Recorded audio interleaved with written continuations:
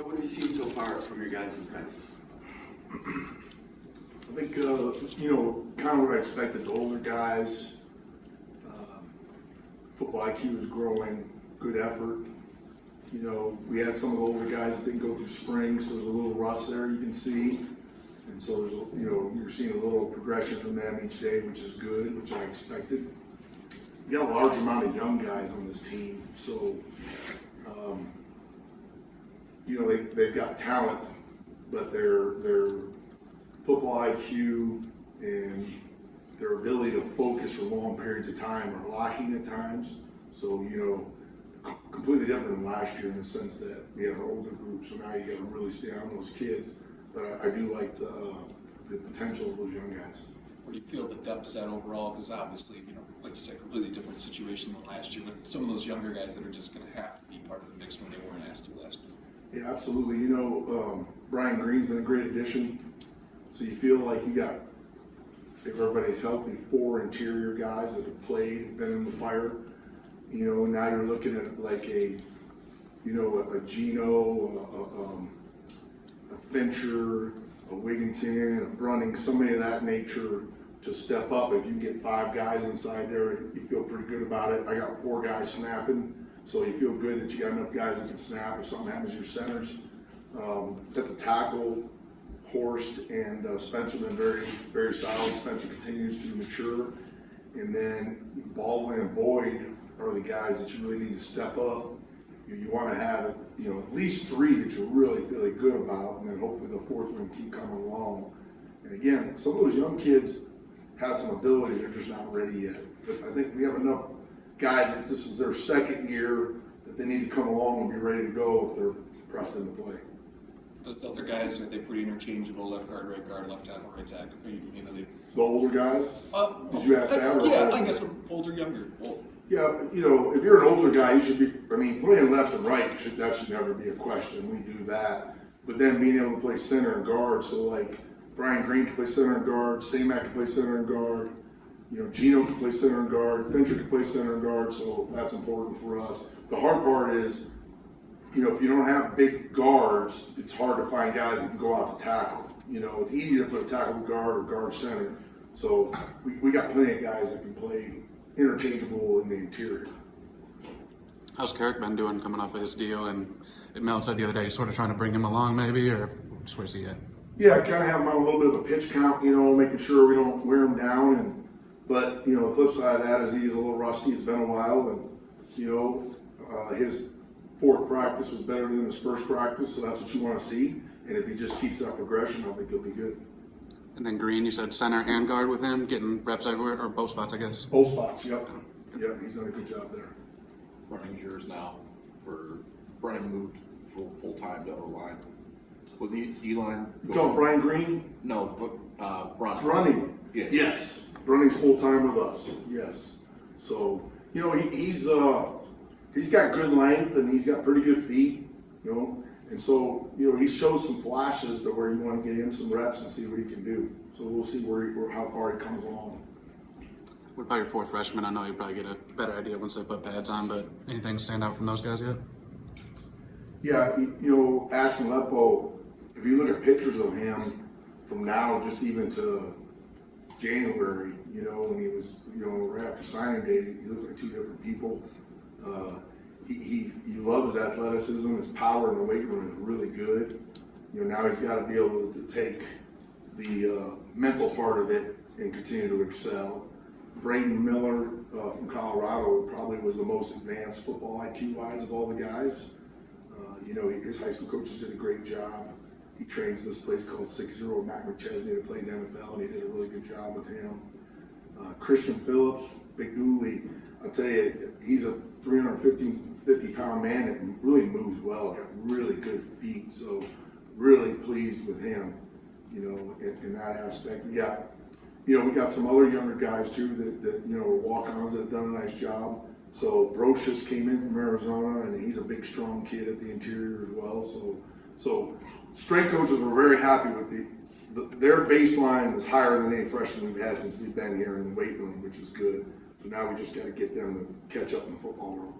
Because I feel like we talk a lot about like backup quarterbacks, or whatever, getting some reps early in a non-conference game or something. Is that something you think about now, considering your depth is fairly inexperienced? Do you kind of go into those first couple weeks thinking this is something we want to do, is see some guys get some live reps? I mean, you would love to do that. You know, you got to win the game, obviously. So you hope going in the game that you know you've got 7 or 8 guys that are going to play, and then if the game allows it, try to get some of those other guys reps. Sometimes that doesn't happen, you know. So yes, we'd love to get as many reps as I can with many guys before we go into conference play. But it's still going to be dictated by what's going on the field. For sure. Does that kind of make the couple scrimmages you get in here in camp even more critical for a position like this for guys that haven't gotten a ton of them? Yeah, for sure. I mean, every rep you get from walkthroughs on up are critical for these guys, especially the young guys. You know, it's a lot different for them coming from high school to here. So every rep counts, and those scrimmages are as close as we can get to games. You know, college football, we're the only ones that don't have any kind of a competition between somebody else for a game. You know, high school, you got the jamborees and scrimmages, and NFL, you got preseason games. For us, the first time you see somebody else, it's real, it's live, it counts. So we got to do a great job in our scrimmages and our practices. You mentioned about getting the younger guys their IQ along the way. The last couple of years since you got here, you had a lot of veterans that had played a lot of snaps. Does that make maybe this camp and particularly for your position maybe more important than some of the others, just knowing that these guys don't have that game experience? Well, I wouldn't say more important, but I would say more challenging. So, like, if we see each other again in about 3 weeks, you might see me age more than normal. So that's going to happen for sure. So, yeah, it's just like anything else, right? If you look at my room, I think if I'm saying this correctly, I think I got 12 or 13 guys that are first year or redshirt freshmen. That's a lot, you know, but that's okay. That's why I have coach in front of my name. I got to get them ready to go. So it's more challenging, but at least you're working with some good bodies, you know, so we got to make it happen. You mentioned Spencer Brown has matured a bit. Where have you seen this maturity from him? Really in everything he does. You know, he's the first guy in the building. He's getting extra work in. You know, he's taking care of his body. He's in better shape. His football IQ has grown. His effort, leadership, you know, all those things have taken a turn. I think back to my first day when I had my first meeting, and he was sitting in the very back with his head down pouting, and he didn't even know who I was. And I was like, man, that guy's going to be a problem, you know. And then he's come, you know, 180, 300, whatever you want to say. He's really matured quite a bit, so I'm proud of him, and I'm excited to see what he can do. Play action was a big part of your offense last year. How important do you think it is to find a feature back so you can create the threat of that, and also basically to eliminate maybe tendencies that people can identify if you had a committee backs and guys that did different types of things? Well, you know, I mean, I've been in offenses where you had one guy, like, you know, Ken. I've been in offenses where we've had 2 great backs and played both of them. You know, at the end of the day, you have to find schematically, rotationally, what's best with the people you have, you know. So if we got a back that's got the hot hand and he's rolling, you're going to ride him more. If you think the combination of bringing 2 different guys in there helps us, and that's what you do. So it's really understanding our personnel and finding the best way to get the most out of them. Well, what's been the, I guess, progression since the Michigan game for Jared Horst? You know, obviously that was the last time he played. Mm-hmm. What has been that progression? Where is he at currently right now in terms of being an anchor? He's been great, you know, and I don't know if any of you guys seen his little before and after picture. It was, you know, on social media. I mean, he's in great shape, physically ready to go. You know, he had some cleanup surgeries and stuff like that in all season. And he feels good. And he actually, for the first time, is starting to, like, speak up and you know, accept some leadership role on this O-line, which is important. So he's a big part of what we do, and I like where he's at right now. You guys pulled a lineman out of a really good school out of Alabama. Can you talk about just your ability to recruit in areas maybe that, you know, Michigan State may not have been in before, and how Mel has really been able to actually execute that plan? Yeah, you know, obviously we can't speak about anybody individually, but we're as Coach says, we're going to recruit nationally. So if there's good players, we'll go try to get them. This staff has a lot of experience in the South. You know, if you go down the list, a bunch of us have coached in the South, so you have relationships with people, which helps. So we're just trying to find the best players that fit us the best and go after them, you know, and there's a lot of great things to sell here at Michigan State, and not only where we're at now, but what the future holds. So, you know, my expectation is to have great success in recruiting. What has the reaction been between this year versus, say, last year, when you guys may not have been as known and as much of a known commodity? Well, you know, coming off that COVID year, which I don't even like to think about it because that was so poor, you had to sell the hope, right? And now this year we had some positive things happen on the field, so kids can see where this thing is going. But now it's our job to keep maintaining that. And you know, you got new construction going on with new facilities, so they're seeing that there's a football culture that's growing, and they see there's a commitment from their department and their school to grow. So all those are positives for these kids and their families. With your run game coordinator, you know, duties and title, just what are you seeing from the tight ends now? Going off what Ted said, seems like maybe a more complete group that can do more things for you guys this year, unlock some different parts, maybe. Yeah, you know, it's we've had 2 days of pads, so you're still figuring it out. But I know Ted feels really good about the group, and we feel better about the group, about being able. We got guys that can do everything, you know, in there now, and it's not just one guy. So we feel pretty good about where that group can take us. And then going off, well, I guess this last thing for me, just going off spring, you know, we talked a lot about those young guys, Boyd and Baldwin and those type of guys getting force-fed all those reps. Now coming into camp, are you seeing sort of the carryover and the fruits of that a little bit initially, at least that you hope to see or want to see? We are, you know, Baldwin's probably a little bit ahead of Boyd, but he should be. You know, he spent some time at the junior college getting those extra reps and stuff like that. So, you know, the word consistency comes out of my mouth quite a bit, and that's the whole thing, right? And so far, Baldwin's been holding up pretty well. Boyd's showing flashes, so we got to continue to get Boyd to be consistent, and hopefully we can maintain that and grow with Baldwin. For you, year 3, as a collective, as a staff, what has been that continuity? How has that developed with you guys kind of learning about each other as coaches and where everybody is on the same page? Yeah, we got a great staff, and you know, the more you're together, obviously, the smoother everything is. We all understand our roles, our responsibilities, what we need to do, so things move pretty well in that way. And you know, a bunch of us have worked together, you know, in prior stops before we even got here, so that helped as well. Coach Tucker, you know, has a great culture in our building, so it really helps. Everybody's going in the same direction, so that's been really good for us. Just curious your take on going back and forth. Mel touched upon it last week a little bit, how he doesn't want to hear any excuses in terms of, oh, I had to go to the bathroom, I'm late here, doing this, doing that. So what's it like, you know, been for you and getting the guys to sort of stay on track going back and forth? You know, we've had conversations about it before we started, that week before. I let them get whatever they had to get out of their systems, because I told them once we reported, I didn't want to hear anything about anything but what we're going to do and control the controllables. And so we've been good. There hasn't been any issues. I'm trying to get Ben to see if we can slip a couple extra, you know, maybe porta potty johns or something somewhere outside the building there on the side so we can go. But other than that, everything's been good. But now there's the director of operations. Oh,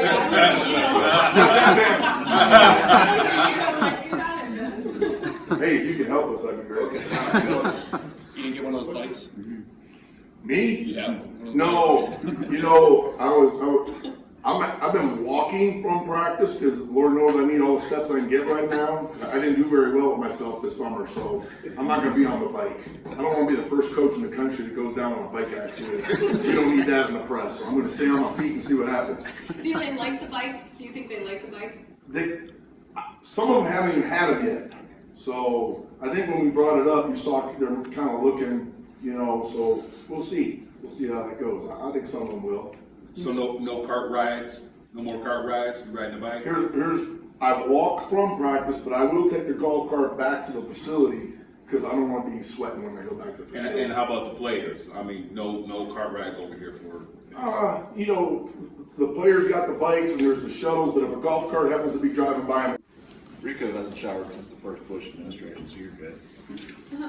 Don't make me beat you. You're 5. Don't make me beat you. These kids will be happy. All right, can you talk about the development of the tight ends so far, what you've seen that you're happy with thus far? Well, I'm happy that I got a few bodies back. You know, obviously going through spring ball, we had some guys beat up, didn't have them out there. Now we got the whole crew. I think we are deeper than we've been since I've been here. And you know, as someone did go down, I feel we got some guys that can move in and at least function and know what to do. Obviously, getting T. Hunt to come back, I think is huge for us. I mean, to watch his growth from where he was 3 years ago, moving from what was he, punter, I think it was, moving from the punter position to now he understands it all and he's actually helping the coach out there.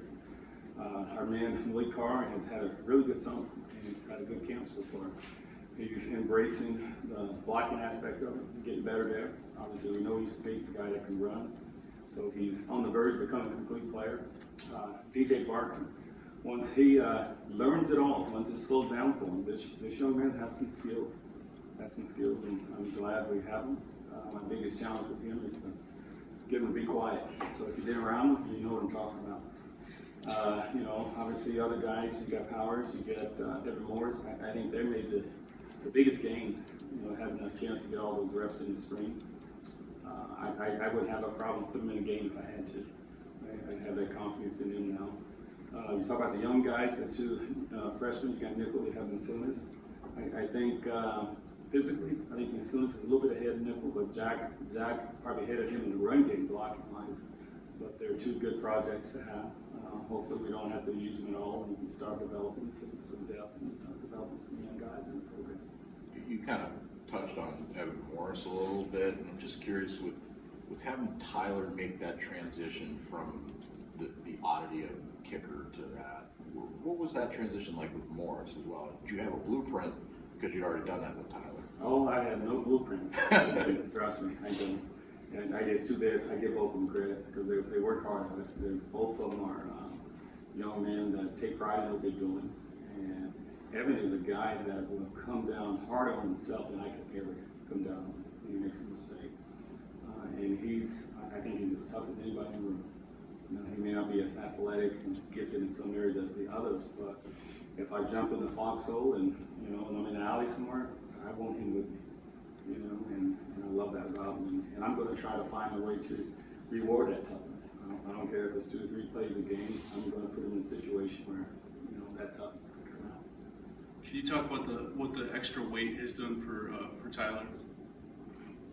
And what he might do blocking wise this year? Sure. I still think he's too heavy. I'm never happy, right? But I'm just watching him carry because he's been hovering around that 250, which he's never been able to do that. So I'm hoping by the time we come out of camp, because his history has been to drop down about 10 pounds. I'm hoping he's between, by the time Cam's over that 240, 245, because I think he'll carry that a little better when it comes to the running aspect of it. Obviously, as you think about this past year, he came in and trained camp 240, then he's down to 230.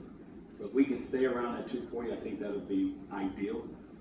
But he's healthy, which is huge, and I think because he truly understands the big picture now, and the game's a lot slower for him, he's in better position, to do his job.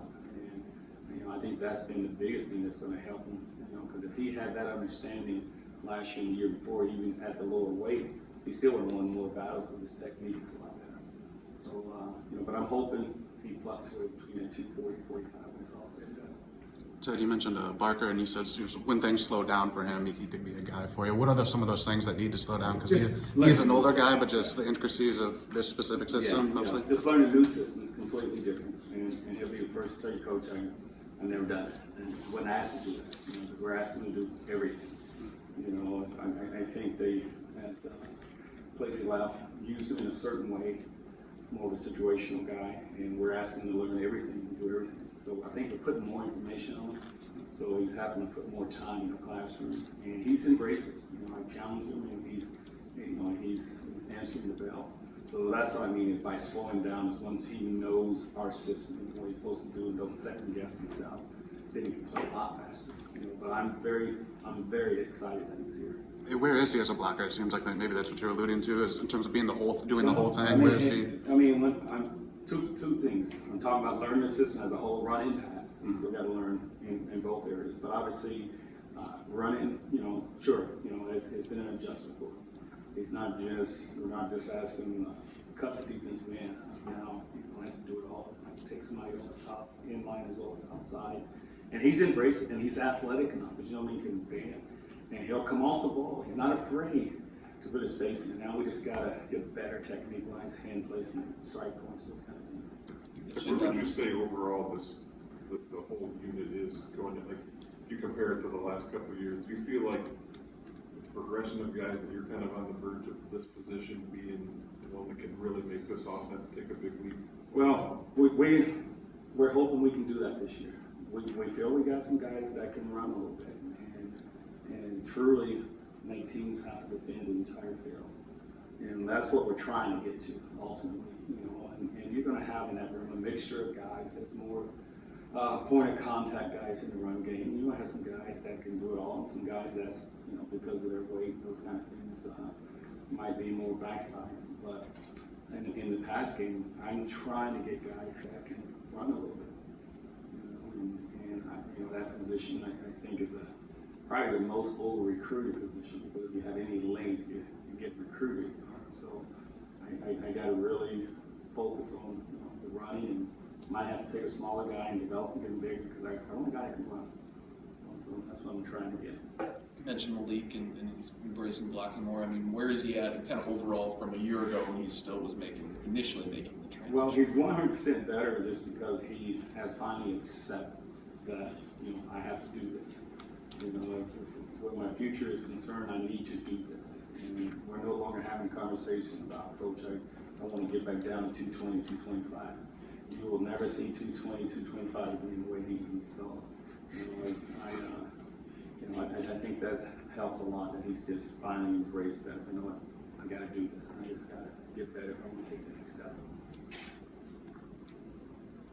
You mentioned the depth of this position. A lot of the guys, when we spoke to them last week, had mentioned there's just depth in every position in more areas. So how's that going to help you, and what is that, I guess, a result of? Is that just you guys being here in year 3, that depth component? Well, I think it's a little bit all of it. But for me, obviously, not having a few of those guys in the spring, those other guys got a lot of reps, so they got better. You know, so if we do have a situation where one of the top guys go down, I think I can put somebody into function. So that's where, as in the past, I didn't have it, you know, or I didn't have the courage to put it in. Now I have the courage to do that. Is because you trust them more? You mentioned the courage? Absolutely.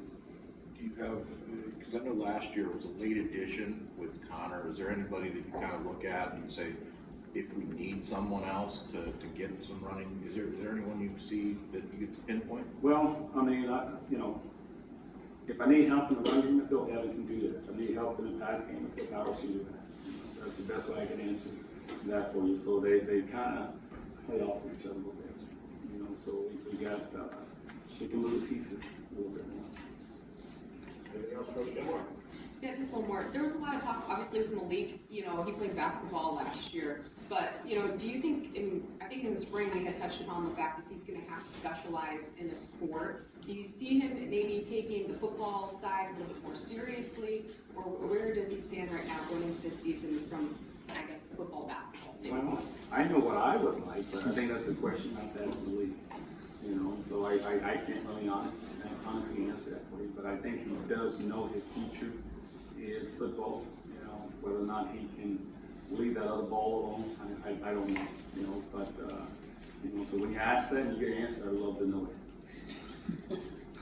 All right, thanks, Coach Gilmore. All right, thank you. Thank you.